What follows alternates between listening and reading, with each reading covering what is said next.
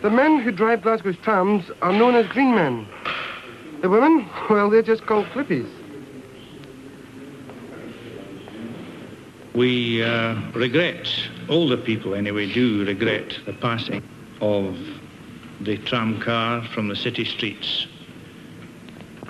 Buses, to my mind, don't get you there any quicker than did the tram car, and at a much greater expense to your wearing apparel by the rug and tug of the seating in the bus.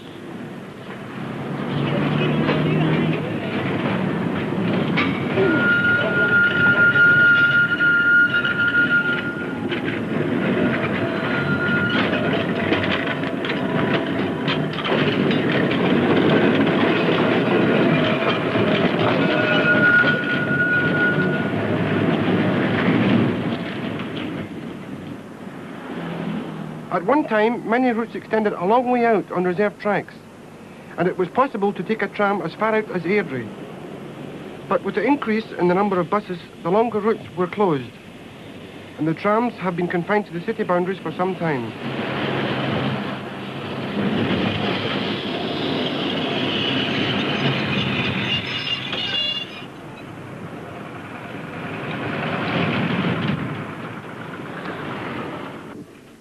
On the London Road route, the number 9 has to turn round here at Auchenshuggle.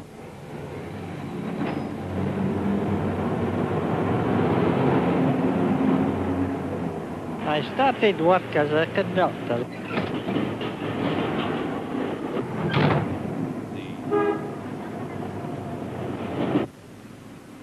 You had to have two very important persons vouching for your character before you were admitted to the service.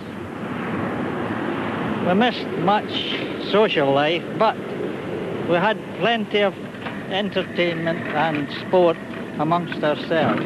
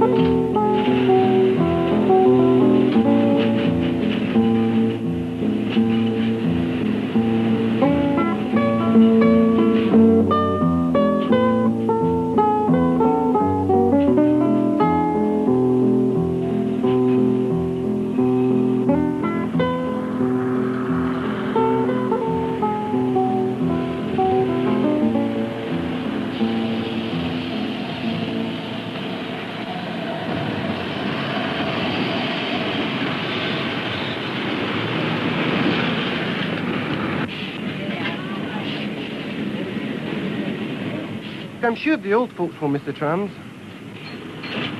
I think the old folks, I'm quite sure the old folks will miss them. They were handy. They moved tens of thousands in football matches. Golf was my greatest game. It took me to London, it took me to Edinburgh regularly.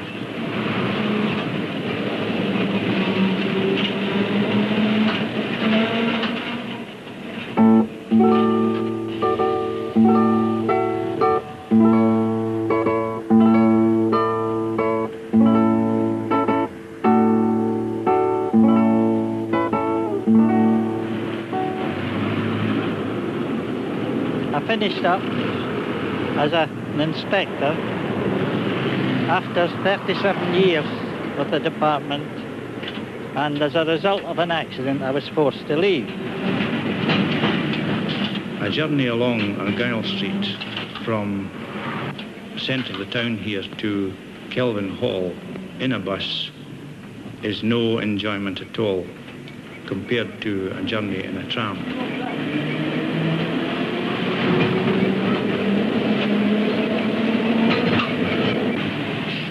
Bus, you're overcrowded, you have the fumes from the ghastly diesel, whereas on the tram you were free from all that.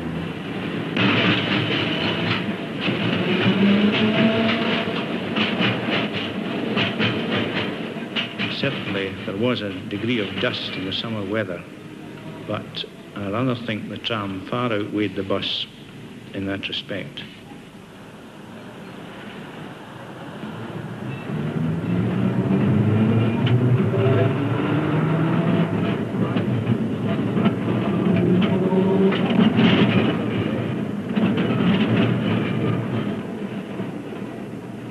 When we had the old colour scheme, people didn't even need to read.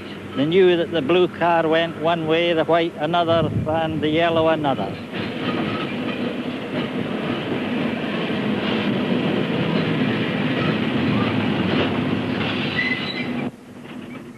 Blue trams for Maryhill, green trams for Paisley and Airdrie, and red trams for Springburn. At one time, you could travel all the way to Balloch by tram, changing at Dilmuir and, as far as I can remember, at Dumbarton too. It was a long journey in those days, but a most enjoyable one. You could get out on the top of the tram in the open air and see the country as you ambled along, very pleasantly.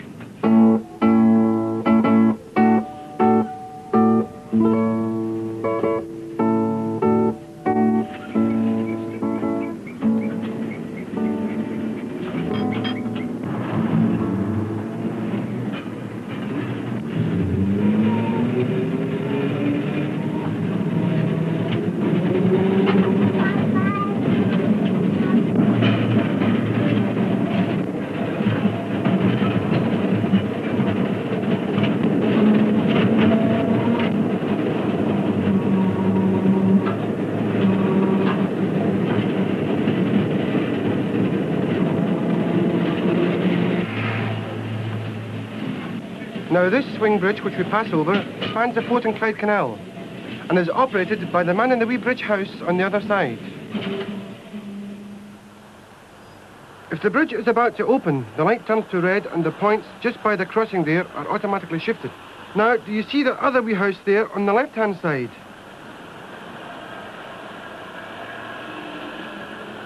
If the points were against us, we would demolish that house when going at speed. 2 or 3 have already landed there, but fortunately they did manage to stop and no damage was done.